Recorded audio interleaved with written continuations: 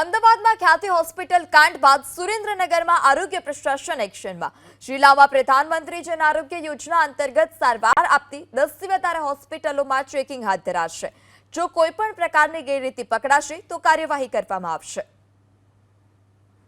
જે યોજના હેઠળ જે જોડાયેલી હોસ્પિટલો છે એનું રેગ્યુલર જિલ્લા દ્વારા વિઝિટ થાય છે, એનું ઓડિટ થાય છે અને સુરેન્દ્રનગર જિલ્લામાં હાલ પણ કોઈ એવી ગેરરીતિની ફરિયાદો નથી, છતાં અમે આરોગ્ય તંત્ર, વહીવટી તંત્ર ખાસ આ બાબતમાં એલર્ટ છીએ અને આવું કંઈ પણ ઘટનાઓનું ધ્યાનમાં આવશે તો ચોક્કસ પગલાં લેવામાં આવશે।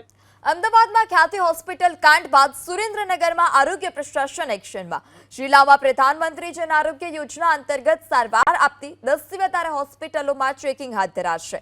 જો કોઈ પણ પ્રકારની ગેરરીતિ પકડાશે તો કાર્યવાહી કરવામાં આવશે।